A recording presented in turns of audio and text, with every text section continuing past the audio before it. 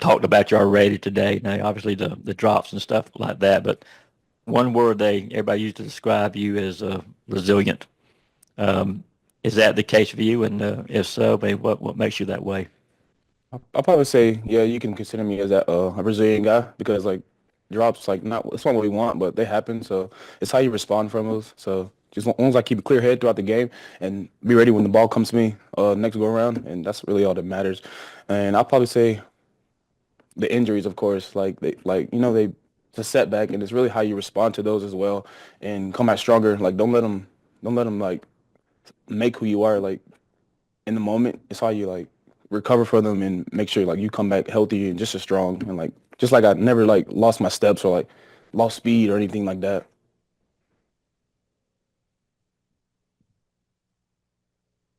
Yeah, you're someone that came in with Carson Beck, and he recently announced that he is declaring for the NFL draft. What do you think that Carson should be remembered for in his time here at the University of Georgia? A leader, a great football player. That's who he is.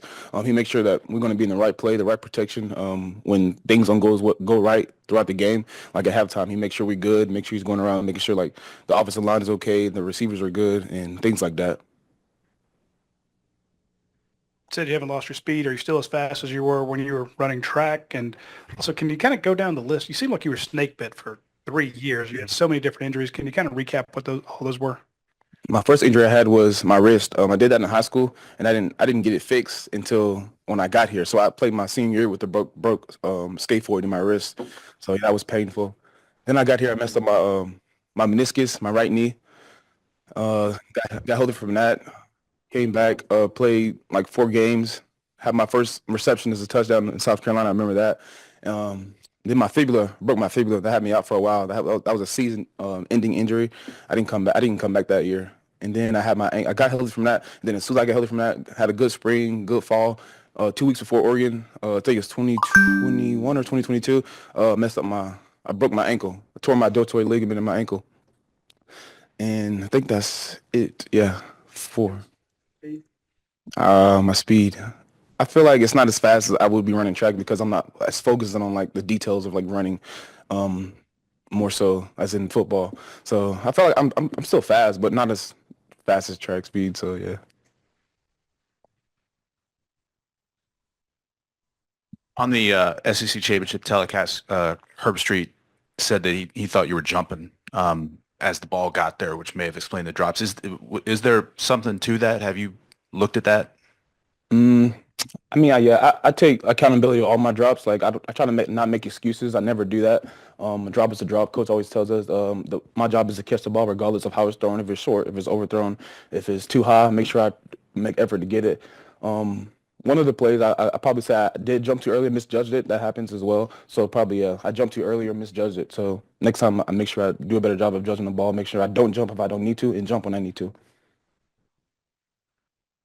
As a receiver, I want to ask you the difference in catching balls from Carson Beck to Gunner Stockton. Are there some adjustments that you have to make from that standpoint? Yes, everybody's different. Like they say, I run routes different than Dylan Bell or Gunner definitely throws a different ball than Carson.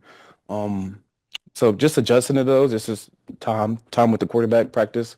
Make sure I get those throws in practice or after practice if I don't get a lot of catches in practice. So just taking the time to like make time so I get those different catches. Where it's like I'm running out and they throw the ball like it's the drops too. Like their balls drop differently because how they release the ball. So they definitely do it different.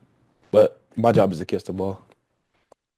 Yeah, you had two huge plays in that SEC championship game. Obviously, the first down on the punt, and then the fumble recovery that you had of the Nate Frazier fumble. Could you just sort of walk me through those two plays and what you remember about them, what you saw on those plays? The fake punt, I remember my teammates asked me, was I nervous to get the punt, like the fake punt, like when they called it? No, because it's just like offense, like it's just like a different formation or different like moment or situation in the game. Like it's not offense, it's punt, but it's still offense in me. Like I got to get the ball and go get the first. Coach said, make sure I get the first. Don't worry about nothing else.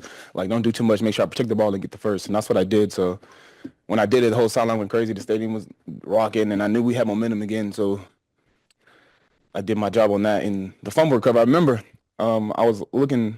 at I was blocking, and I peeked back and looked in the backfield, and I see Nate come around the corner, and I was like, oh, he might score because he had like broke a tackle and like running. something told me to just run. It's just habit, like, just muscle memory. I just ran after him and tried to push him in the end zone and make sure like the ball didn't come out. And I'd be dang, the ball came out, and I and I jumped on it, and yeah, my team was like, good job, good job. That's a great play. That saved the game. And I, like I said, resiliency, like I could have been messed up throughout the game when I had those drives and been down on myself and not been in my space. Like it's gonna happen. Like you just got to be prepared when it does. It's another postseason trip for you guys, and you in particular. You've been with the program for a while now. What are your memories besides winning games of some of the bowl games you've been to? Do you have any swag from some of those trips? And have you ever been to New Orleans? No, I never been in New Orleans, but I'll probably say the memories is being with my teammates.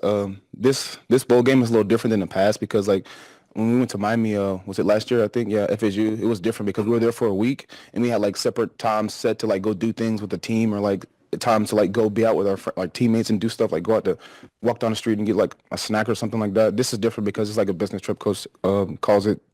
We're not there to have fun. We're there to go in and make sure we advance because it's win or die these playoff rounds. So it's not like it was in the past. It's very different. And this is our first game, so we don't know how it is until we get into the bowl site in the bowl game. So I'm very excited to be a part of New Orleans. I've never been there. So Switch to Zoom questions now.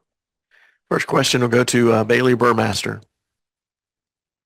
Hey, Arian, two questions. I'll let you answer the first one and then I'll ask the second. Outside of reps, what more can you guys as receivers do to continue to build that chemistry basically up until game time with Gunner? I'll probably say trust ourselves, trust the quarterback, trust the process, and just go out there and be confident and don't overthink when the ball comes our way. In addition, we just talked to Oscar Delp, who told us about Gunner's cows. I'm curious what you know about these cows and what you can say about Gunner the person off the field. Nah, I don't know too much about his cows. I make sure I will ask him about him because I didn't ask him about him yet, so I'll make sure I ask him after this.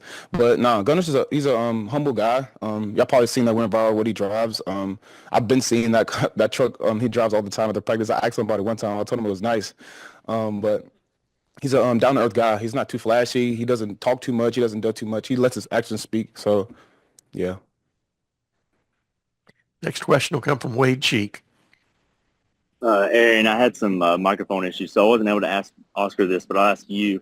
Oscar's quote, Raven County baby is still resonating with the Raven community. It's clear they've rallied around their hometown kid. How important is it for you guys to rally around him, and is there anything specific for you as a receiver that you've done to try to help him prepare for this first playoff game?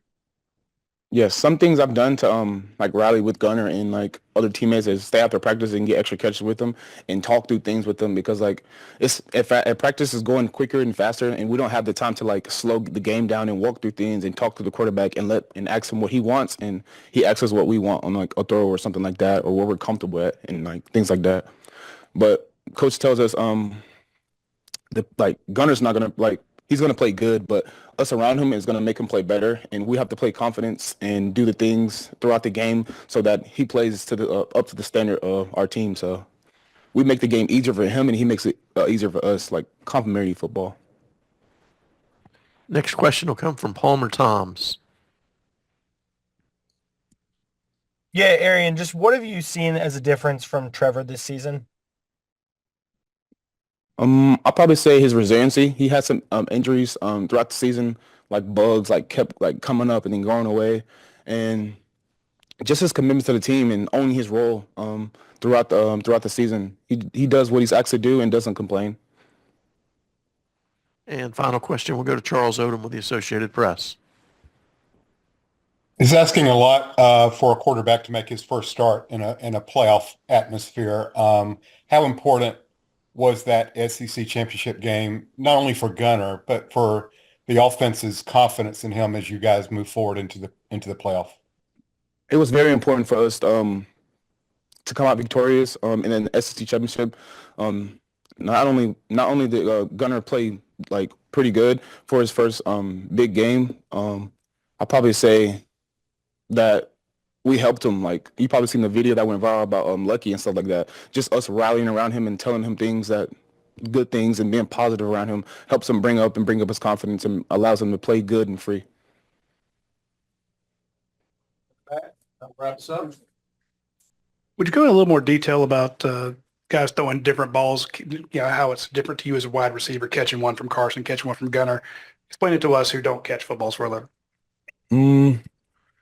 It's hard to explain it. Like it's easier to be out there and like notice it and feel it, but like I try not to like dive too deep into it because like that's really not the issue. And like, as a quarterback or like a receiver, like the problem is the drop, so I got to fix that. But I'll probably say the spin or the drop of the ball. Like sometimes it nose dives or, like it just looks different. The perception of the ball when it comes to you. So you can misjudge it if you don't follow through all the way with your eyes. So just being on the details and stuff like that. Like I got to make sure I follow through with the ball. So.